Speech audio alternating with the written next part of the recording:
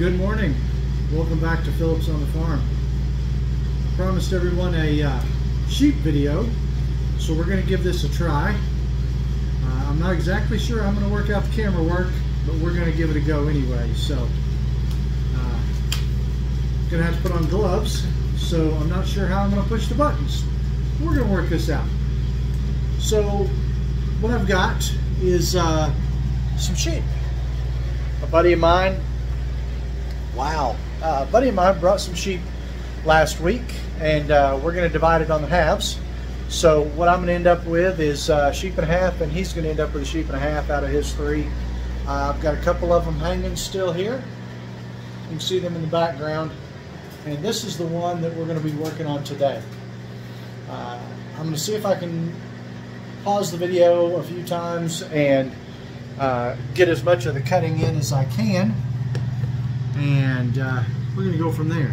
So I'll give you a little breakdown. Basically, we're going to cut this sheep into thirds. We're going to have the back, the saddle, and the front shoulders. We're going to split those. We're going to cut the back quarters into some roasts, and the shanks will end up being probably some trim on this one. The middle, we're going to bone out all the ribs. He doesn't care for sheep ribs, and I've never tried them. I'm not probably going to mess with those this time. So all that'll get turned into ground or cubed for stew meat, and then the front shoulder and the neck will also get turned into some roasts. The back will all get turned into loin, steaks, and lamb chops. So the way I do chops without a bandsaw is to use a sawzall to cut off the spine, and then I use my knife to cut through the rest. It works pretty good. I've also got a hand saw you can see hanging up over here that I can use for part of this as well. And so we'll kind of go back and forth. I won't be able to show you a whole lot of the cutting itself, I think, with the camera, but we'll give it a shot and see what we can do. So I'm going to start with cutting this into thirds. I'll see if I can get this turned down here enough where maybe you guys can see part of it. So let's see. I'll turn this around. Show you the back third anyway.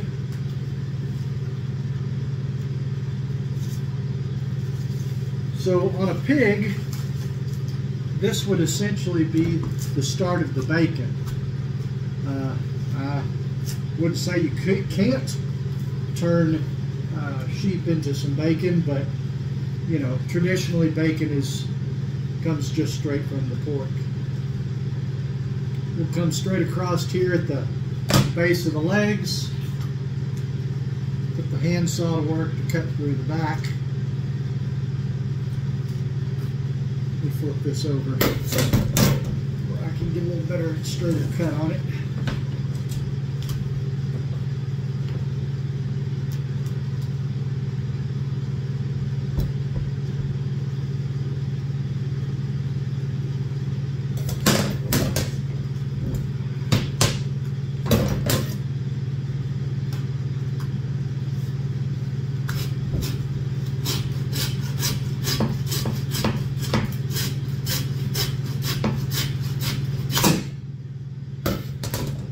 Yeah, so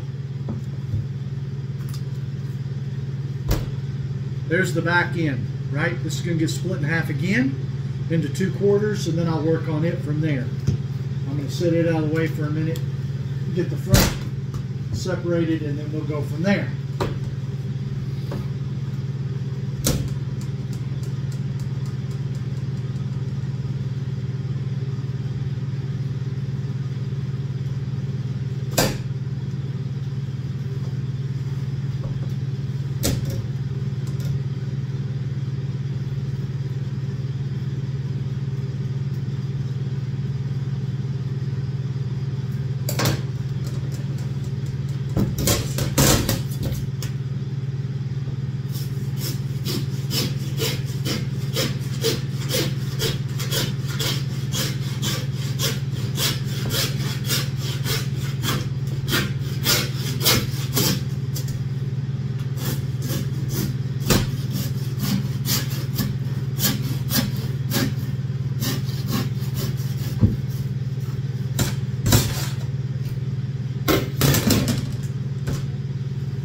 right, let's see if I can tilt this camera down just a little more. So this is our front shoulders. I will split this in half again down the middle after I cut the neck off. The neck will make its own roast. What I'll have then is a couple of front shoulder roasts up here. I'll take off these arms, and I'll probably bone out all the arm on both of these for a little more ground along with the rib meat up here. This is what on a sheep is referred to as a saddle. This will get split lengthwise into two halves with my saw again. I will take the rib and the rib meat all off, and what I'll be left then with is a couple of pieces down through here that I'll turn into the lamb chops and the loin. So what I'll probably do here is stop the video for a second, make some more of these cuts, and then come right back on the same video and show you a little more of this as I go.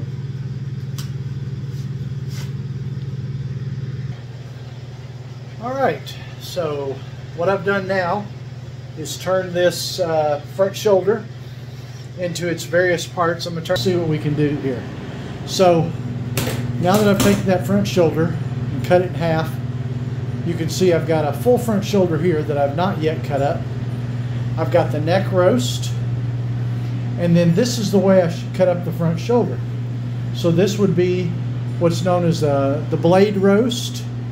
This is the arm roast, and then this is the shank here, which some people like to keep whole and cut this. I'd probably cut this part off right here, or at least off here at the arm.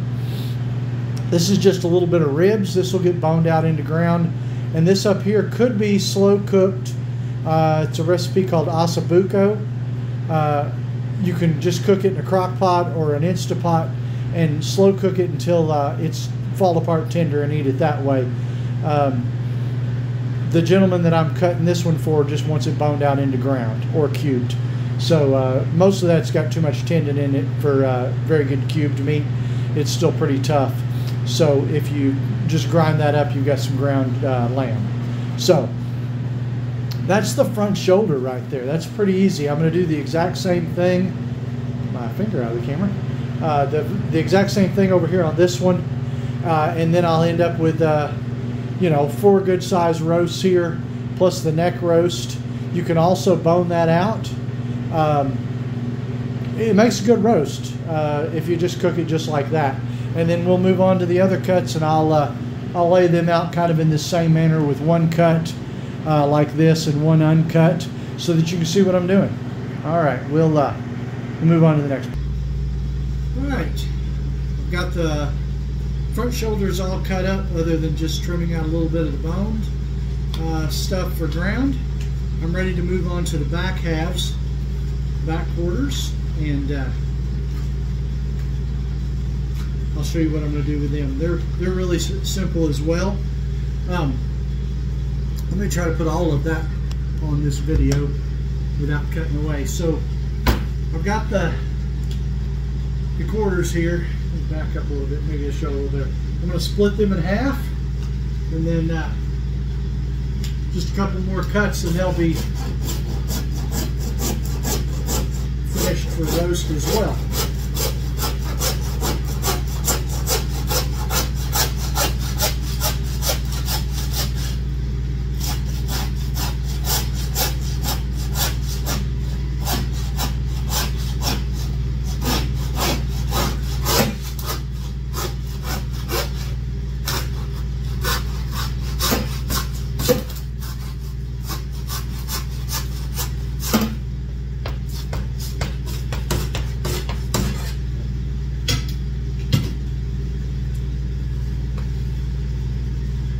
All right,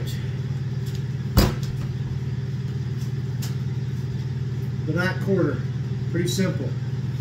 The next thing I'll do is cut here at the tendon, and then if you follow up here, shorter knife, you can follow up that knuckle right there.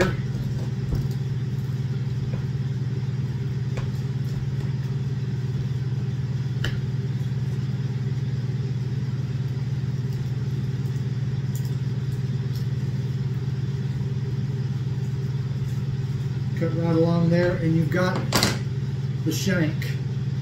On this one, if you're going to leave it for lamb shank, I'd cut it off about here and remove this bone. Otherwise, you just bone it out. I'm going to add it to the other ones. We'll deal with it a little bit later. So, somewhere along in the processing world, the rest of the pelvis bone back here, let's see if I can tilt that camera down just a little more. The rest of the pelvis bone is referred to as the H bone, or maybe more in the southern dialect, you'll hear it called the H bone. It's the same thing. Just depends on how somebody wants to slang it up. And so that's the other half of the pelvis. And so we need to remove that to get down to essentially just what's left of the leg. The pelvis bone itself is just kind of in the way. It doesn't provide any meaningful cut right there. So by getting that H bone out of the way, what you're left with is a sirloin up here. Matter of fact, what I'll probably do is go ahead and cut that sirloin off, and let's just use it that way. I think that might be a better choice.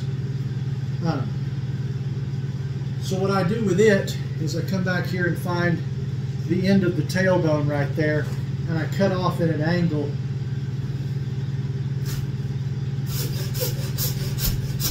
Bring it back to the front edge of the leg.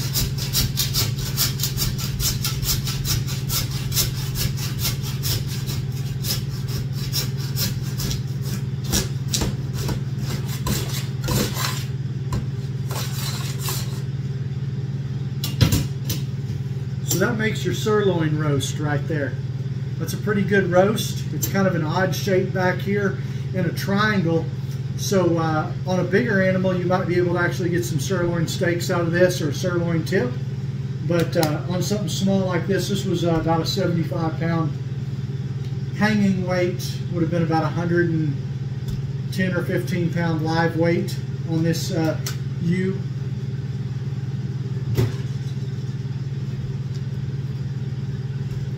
So now what I'm left with back here is just the rest of this H bone, and I'm going to go ahead and remove it real quick. Cut it loose from the femur.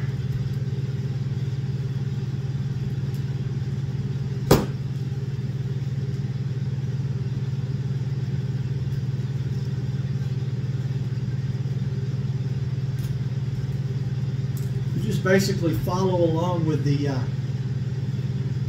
bone with the edge of your knife, and you can remove this H bone out of there relatively easily. It's got a few curves in it where it'll hang you up, but other than that, it's not bad to remove out of there. So once you get that out of there, you can see the head of the femur there. But this makes either a whole leg of lamb, essentially, if you want to leave one that size, or I usually cut them in half to make a couple more good size roasts. I will trim just a little bit of this stuff off, get a little of the extra fat off of there, clean up the ends. Like you can see, that big chunk right there is not going to do anybody any good. So a lot of that will just get cut down before I get ready to put it into the package. I probably won't show you all of that, but this will get split in half. I kind of try to do it by what I think the weight is going to be, so they're not necessarily two equal sized halves, because you're looking at a triangle. It's kind of hard to split unless you try to split the triangle into two triangles. I usually try to do more of an oval shaped roast and a then leave a triangle-shaped piece as well. So basically, once you get to this point, it's just cutting it down into whatever sizes and shapes you wanted. If you wanted more ground out of this, you could cut up generally more the front shoulders for ground and leave your backs like this. But you could certainly cut it all up if you wanted to.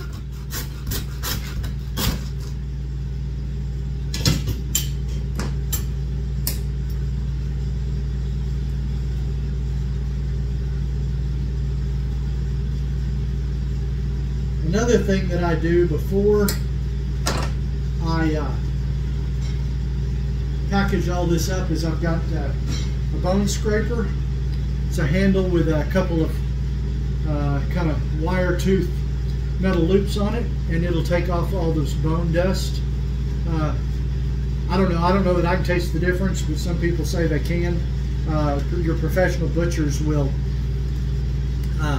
also clean those up. I think it makes it more presentable for a display case, but this is going from freezer to crock pot pretty quick. So,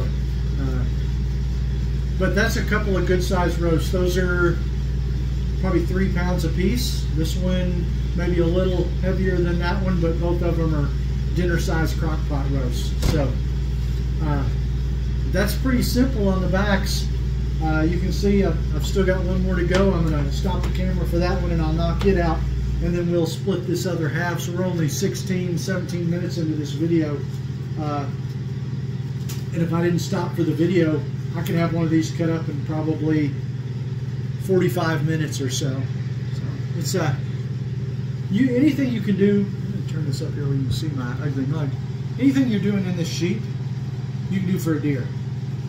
Plain and simple. You don't have to make deer any more complicated than this.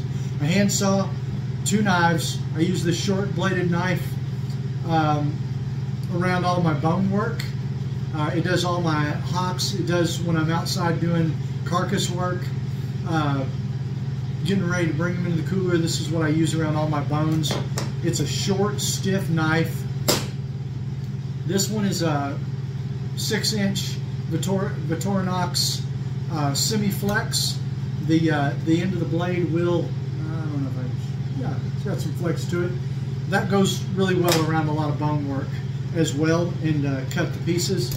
And then if I'm cutting steaks, I've got this longer, I believe this is a 12-inch, 10-inch or 12-inch Victorinox as well.